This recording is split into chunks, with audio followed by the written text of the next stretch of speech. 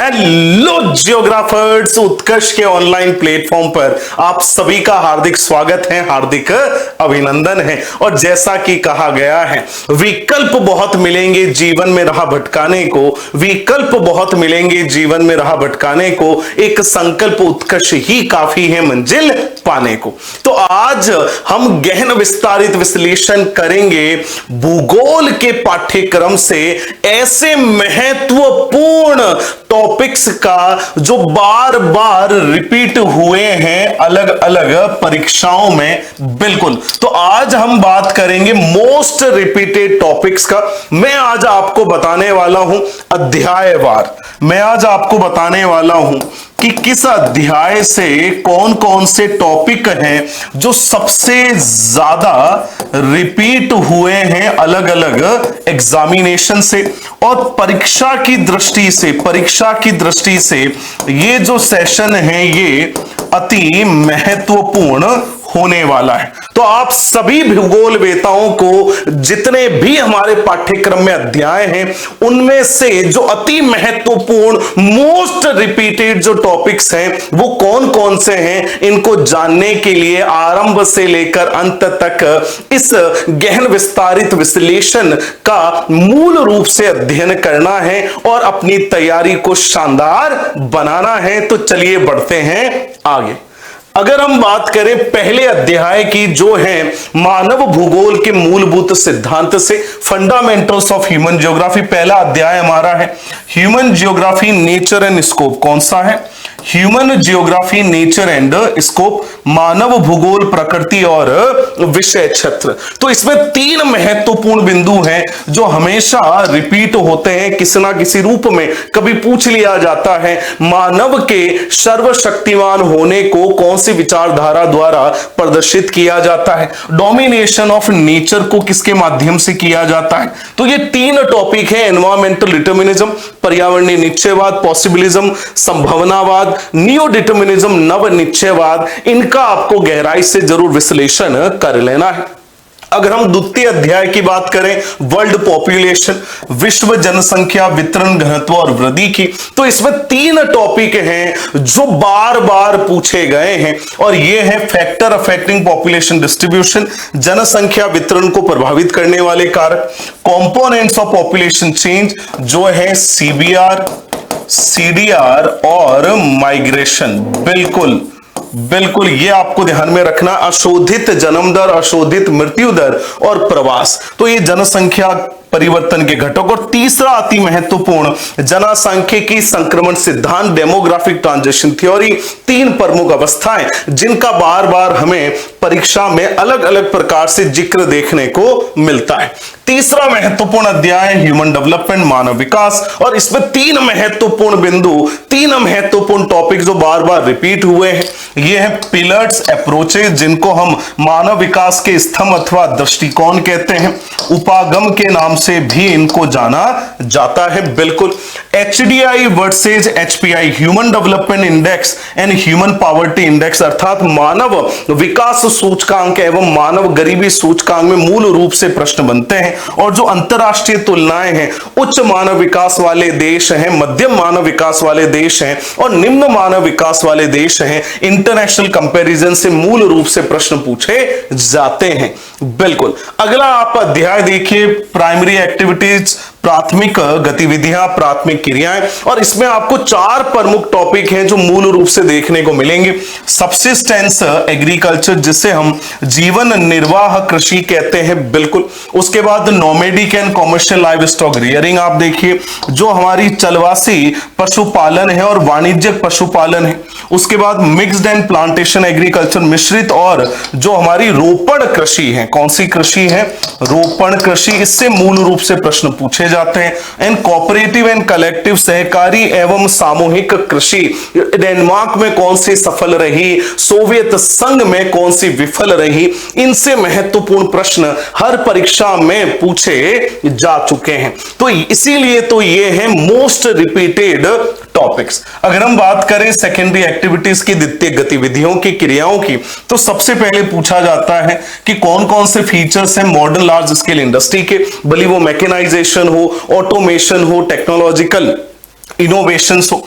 तो आधुनिक बड़े पैमाने पर जो उद्योग हैं उनकी विशेषताएं पूछी गई है कि भाई उद्योग की स्थिति क्या होनी चाहिए, उद्योग कहां पर स्थापित होने चाहिए और इसको प्रभावित करने वाले कारक कौन से हैं, जैसे एक्सेस टू मार्केट हो गया कि बाजार की अवस्थिति होगी, कच्चा माल हो गया, परिवहन हो गया, ऊर्जा, सरकारी नीतियां। और अगला महत्वपूर्ण है कि उद्योगों का वर्गीकरण आकार के आधार पर, स्वामित्व के आधार पर, कच्चे माल के आधार पर हर प्रकार से आपसे पूछा गया है। तो इनके ऊपर आपको इस अध्याय में मूल रूप से ध्यान देकर अपनी तैयारी को मजबूत करना है। अगर हम साथ में देखें टर्शरी एंड क्वाटरनरी एक्टिविटीज को, तृतीयक और चतुर्थक क्रियाकलाप की बात करें तो सबसे ज्यादा प्रश्न पूछे गए हैं क्वाटरनरी और क्विनरी से कि भाई चतुर्थक की क्या विशेषताएं हैं, पंचम की क्या विशेषताएं, साथ ही जो आउटसोर्सिंग है जिसको हम बाह्य स्रोतन कहते हैं उसके केपीओ एंड बीपीओ से मूल रूप से प्रश्न पूछे गए हैं। किससे? केपीओ एवं बीपीओ से मूल रूप से प्रश्न पूछे गए। और उसके बाद है ट्रेड एंड कॉमर्स, व्यापार और वाणिज्य, भले वो ग्रामीण व्यापारिक केंद्र हो, नगरीय हो, चेन स्टोर हो, इन सबसे कहीं ना कहीं अलग अलग रूपों में प्रश्न पूछे जाते हैं। तो इनके ऊपर आपको ध्यान देना है। अगर हम बात करें विश्व परिवहन और संचार की, बिल्कुल, तो इसमें आप देखिए टीसीआर। टीसीआर क्या है?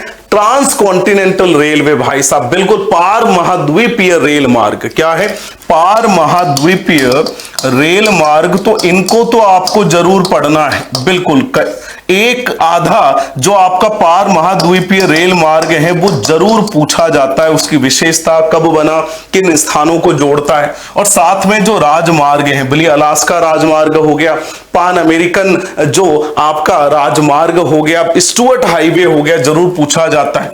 नहरों से संबंधित दो प्रमुख नहरें स्वेज एंड पेनामा, इनसे पक्का एक क्वेश्चन हमेशा आता है। जो अंतरदेशीय इनलैंड वाटरवेज हैं, भले वो मिसिसिपी हो, ग्रेट लेक्स वाला हो, राइन हो, डेन्यूब हो, वोल्गा हो, जरूर प्रश्न पूछे जाते हैं। और जो महासागरीय मार्ग हैं, विश्व का सबसे व्यस्तम हो, बिग ट्रंक रूट हो, केप ऑफ गुड होप हो, इनसे जरूर प्रश्न पूछे गए हैं। तो इनके ऊपर आपको जरूर ध्यान देना है। अगर हम बात करें इस किताब के अंतिम अध्याय की तो वो है अंतरराष्ट्रीय व्यापार विश्व के संदर्भ में। तो पहला प्रश्न पूछा जाता है डेवलपमेंट ऑफ ट्रेड कि भाई व्यापार का विकास कैसे हुआ, बिल्कुल बार्टर सिस्टम क्या था, विनिमय व्यवस्था क्या थी, उसके अलावा रेशम मार्ग क्या था, ये सब प्रश्न पूछे जाते हैं बहुत ही बढ़िया तरीके से। दास व्यापार क्या था, ये सब आपको ध्यान में रखना है। फिर आते हैं सी पोर्ट, समुद्री बंदरगाह अवस्थिति के आधार पर कौन से हैं, है ना, बिल्कुल उनके विशेष कार्यों के आधार पर कौन से हैं। और सबसे महत्वपूर्ण प्रश्न पूछे जाते हैं डब्ल्यूटीओ और फ्री ट्रेड से, जो मुक्त व्यापार की है कि विश्व व्यापार संगठन कब स्थापित हुआ, क्यों इसकी आलोचना हो रही है, मुक्त व्यापार क्या है, प्रादेशिक व्यापार समूह क्या होते हैं, डंपिंग किस प्रकार से कार्य करती है। तो इनके ऊपर आपको जरूर ध्यान देना है। अगर हम बात करें हमारी दूसरी पुस्तक की जो है India people and economy, Bharat लोग एवं अर्थव्यवस्था, तो उसका जो पहला अध्याय है वो भारत की जनसंख्या से संबंधित है। आप देख सकते हैं जनसंख्या वितरण, घनत्व और संगठन से संबंधित। इसमें मूल रूप से प्रश्न पूछे जाते हैं आंकड़ों से संबंधित, वितरण और घनत्व। जनसंख्या वृद्धि के चरण कितने थे?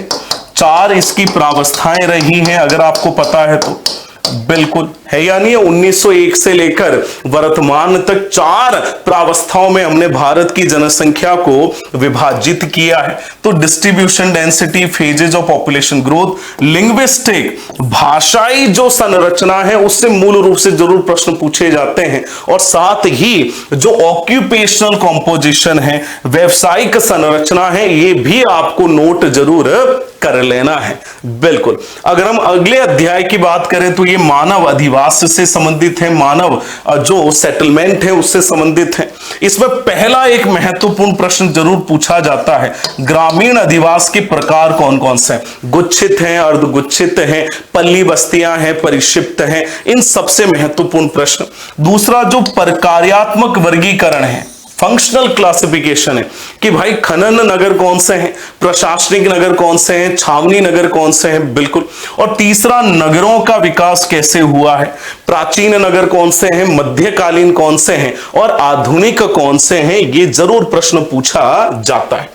अगर हम बात करें भूमि संसाधन और कृषि की, तो ये देखिए बेटा, यहां पे महत्वपूर्ण प्रश्न हमेशा पूछा जाता है लैंड यूज कैटेगरी से। ये आपको जरूर ध्यान में रखना है कि भूमि उपयोग के वर्ग कौन कौन से हैं। तो हम यहां पे बात कर रहे हैं भूमि उपयोग के वर्ग, किसमें बढ़ोतरी हुई है, किसमें गिरावट हुई है, इन सब के बारे में। जो प्रमुख फसलें हैं उसमें आप जरूर ध्यान में रखना, चाय और कॉफी, चावल और गेहूं, ये जरूर आपको ध्यान में रखना बढ़िया तरीके से। साथ में कपास और जूट, ये महत्वपूर्ण फसलें हैं। और कृषि का विकास कैसे हुआ, हरित क्रांति से लेकर कृषि जलवायु प्रदेश तक, नियोजन तक, इसमें प्रश्न पूछे जाते हैं। अगर हम अगले अध्याय की बात करें तो ये है वाटर रिसोर्स, जल संसाधन, बिल्कुल। और इसमें महत्वपूर्ण जो रिपीटेड टॉपिक है वो है भारत में सरफेस एंड ग्राउंड वाटर, सतही और भूमिगत जल है उसका वितरण कितना है। 690 घन किलोमीटर धरातलीय जल है तो 432 घन किलोमीटर आपका भूमिगत जल है। रालेगांव सिद्धि ये आपकी केस स्टडी है, बिल्कुल।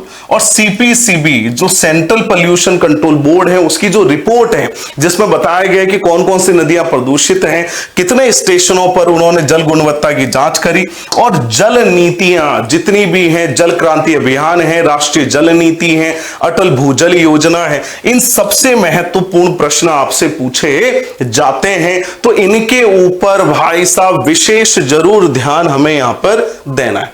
अगर हम बात करें अगले अध्याय की मिनरल एंड एनर्जी रिसोर्स, तो आप देखिए खनिज और ऊर्जा संसाधन।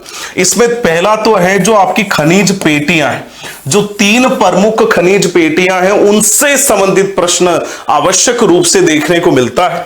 साथ में जो लौह अयस्क है, कोयला, पेट्रोलियम और परमाणु ऊर्जा, इनके ऊपर विशेष ध्यान रखना है, बिल्कुल। और साथ में जो रिन्यूएबल एनर्जी है, नवीकरणीय ऊर्जा स्रोत है, उनका भी हमें अध्ययन करना है। कौन से राज्य हैं जहां पे सौर ऊर्जा की अति संभावना पाई गई है, बिल्कुल। पवन ऊर्जा के लिए कौन से राज्य सूटेबल है, मणिकरण भूतापीय संयंत्र किस राज्य में है, इनके ऊपर आपको जरूर ध्यान देना है। ये मोस्ट रिपीटेड टॉपिक है जो हर एक परीक्षा में किसी ना किसी रूप में पूछे गए। अगर हम बात करें भारतीय संदर्भ में योजना और सतत विकास की, planning in the end sustainable development in Indian context, तो आप देखिए जो केस स्टडी है भरमौर की, जहां पे गद्दी ट्राइबल एरिया है, आईटीडीपी लागू हुआ, वो हमें समझना है। Indira Gandhi canal finger tips पे होनी चाहिए, बिल्कुल। लिफ्ट कैनाल क्या है, फ्लो कैनाल क्या है, इसके 2 चरण कौन कौन से हैं, बिल्कुल। और साथ में जो हिल एंड ड्रॉट प्रोन एरिया है, पहाड़ी और सूखा प्रभावित क्षेत्र विकास कार्यक्रम है, इनका पूरा तुलनात्मक अध्ययन पूछा जाता है। अगर हम बात करें भारत के संदर्भ में परिवहन और संचार का, तो आप यहां पे देखिए, आपको सबसे पहले जो राजमार्ग परियोजनाएं हैं, उत्तरी दक्षिणी कॉरिडोर हैं, जो आपका गोल्डन क्वाड्रिलेटरल हो गया, इन सब के बारे में भारतमाला प्रोजेक्ट हो गया। जो नेशनल वाटरवेज है, राष्ट्रीय जल मार्ग है, 5 के 5 जो आपकी किताब में दे रखे हैं, उनका पूरा कि सबसे लंबा राष्ट्रीय जल मार्ग कौन सा है, उसके अलावा ब्रह्मपुत्र नदी पर कौन सा विकसित हुआ है, केरल में कौन सा विकसित हुआ है, साथ में रेलवे के हेडक्वार्टर, जो आपके हजीरा विजयपुर जगदीशपुर जो पाइपलाइन है, इनसेट और आईआरएस, बिल्कुल इनके बारे में सैटेलाइट टेक्नोलॉजी से संबंधित हैं, तो इनके ऊपर आपको विशेष ध्यान देना है। उसके बाद अगर हम बात करें भारत के संदर्भ में अंतरराष्ट्रीय व्यापार की, तो 3 प्रमुख बिंदु हैं जिनसे प्रश्न पूछे जाते हैं। पहला है भारत का निर्यात आयात, इन दोनों में क्या क्या परिवर्तन हुए, कौन सी कमोडिटीज हैं, वस्तुएं हैं जिनका आयात निर्यात घटा है, और कौन सी वस्तुएं जिनका आयात निर्यात बढ़ा है। और समुद्री बंदरगाह भाई साहब, एक एक बंदरगाह की विशेषताएं, प्राकृतिक बंदरगाह कौन सा है, कृत्रिम बंदरगाह कौन सा है, सबसे गहरा पोताश्रय किसका है, सबसे व्यस्तम कौन सा है, सबसे बड़ा कंटेनर पोर्ट कौन सा है, ये सभी हमारे फिंगर टिप्स पर होने चाहिए, बिल्कुल। और अगर हम बात करें अंतिम अध्याय की, जो हमारी दूसरी किताब का है, वो है चयनित मुद्दों और समस्याओं पर भौगोलिक दृष्टिकोण, geographical perspective on selected issues and problems. तो इसमें 3 केस स्टडी पे आपको जरूर ध्यान देना है, धारावी है, झबुआ और दोराला है। तीनों केस स्टडी अति महत्वपूर्ण है और तीनों से संबंधित प्रश्न पूछे जा चुके हैं। उसके बाद जो आपका नगरीय अपशिष्ट है, शहरी कचरा है, उससे संबंधित क्या क्या इसके कुप्रभाव पड़ते हैं, इसका हम किस प्रकार से निपटान कर सकते हैं। और जो एनवायरमेंटल पोल्यूशन है, वायु प्रदूषण है, ध्वनि प्रदूषण है, जल प्रदूषण है, कौन से उद्योग हैं जो जल प्रदूषण कारी माने जाते हैं, जल प्रदूषण को बढ़ावा देते हैं, है ना, अम्ल वर्षा का मूल कारण क्या है, ये सब हमें यहां पर देखने की अति आवश्यकता है। तो कुल मिला के दोनों किताबों के जो मोस्ट रिपीटेड टॉपिक्स हैं वो हमने आपके सामने रख दिए हैं।